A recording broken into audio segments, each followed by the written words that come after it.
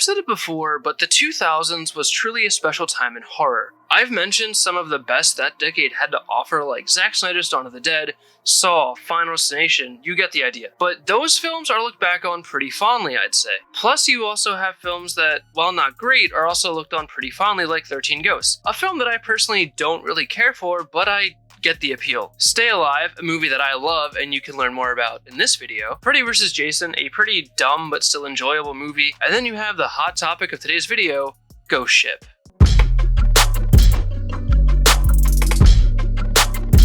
Ghost Ship was released in the fall of 2002 and was directed by Steve Beck. He also directed 13 Ghosts just a year prior to this, and the film actually has a pretty good cast. It stars Gabriel Byrne, Juliana Margulies, I'm sorry if I butchered that, I've said it before, but I'm terrible with names, Ron Eldard, Desmond Harrington, Isaiah Washington, Alex Dimitriades, again, I'm so very sorry, Carl Urban, and Emily Browning. It should also be noted there is a film from 1952 that shares the same name, but this is not a remake. They're two completely different films, I think.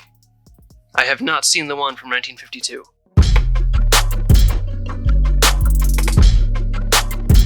So I'd be willing to bet that even if you haven't seen this movie, you've at least heard or seen the opening from this movie. It tops a lot of lists for best horror openings, and it's also personally one of my favorites. If you haven't seen it, then allow me to introduce you to it. In 1962, there was a dance gala thing on the deck of the Antonia Garza, when out of nowhere a cable swings through everyone like a college girl on Tinder and cuts everyone in half, except for a little girl played by Emily Browning named Katie. We then cut to present day, or in this case 2002. Here we see our ragtag crew for this film of Murphy, Epps, Dodge, Greer, Santos, and Munder. Sadly, this has only just started, and here we can see one of the worst things about this movie, that being the pacing and editing. The opening scene shows the crew towing in, I'm honestly not sure what it is, but the camera cuts way too quickly, making it hard to focus on anything. Plus the pacing is very fast. It's just a character says a line, something happens, and repeat that, and then that's the scene. After they get back to shore, they are at a bar when they're approached by Jack Ferryman.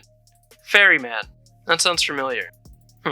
So Jack tells them about a shipwreck he saw and wants their help to salvage it, and you guessed it, it's the Antonia Garza. When the crew arrives, things seem to be normal, or at least as normal as a 40-year-old shipwreck could be. While the crew is exploring the ship, it's discovered that there's 9 cases of gold on board, so the crew cheers about how rich they're going to be. Then, after some weird occurrences, the crew decides to leave the ship and take the gold, which under maritime law is completely legal. As they go to put the gold on their ship and leave, their ship explodes, killing Santos and injuring, but not really, Greer. When this happened, Epps jumps in and saves Greer. Left with no other option, they decide to fix the ship and sail it back to shore, but as you'd expect, it doesn't go well. Before they fix the ship's mechanics, they have to empty the water out, so in the meantime, the crew has to deal with ghosts haunting the ship. Ghosts. They're on a ship. Ghosts. Ship. Hey, I get it now!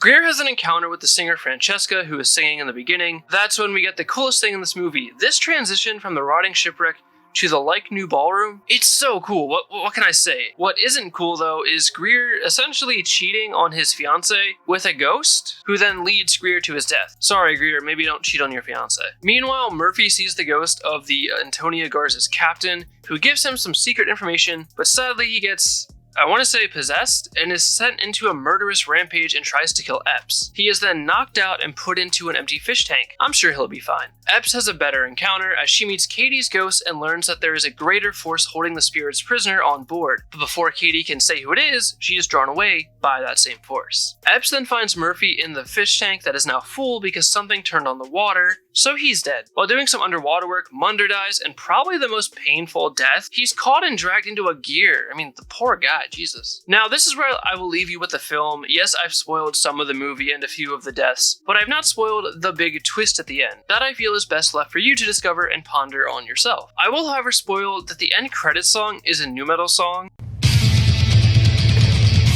which just puts a really nice bow on the movie.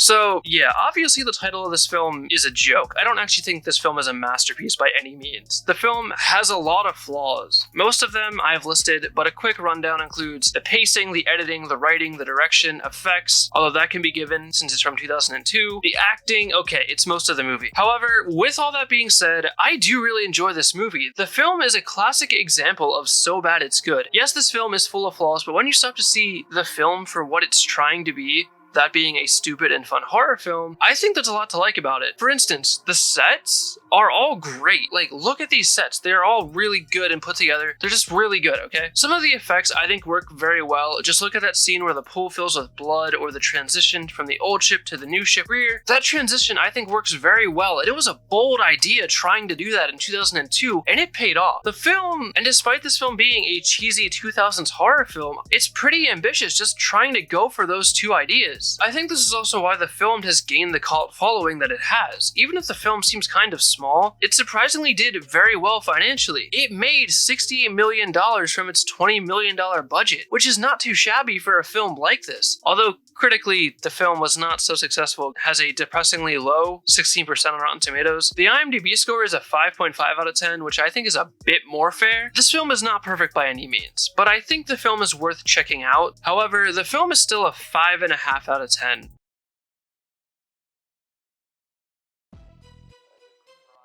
You know, say what you will, but this film had the balls to show a skeleton of a child being hanged.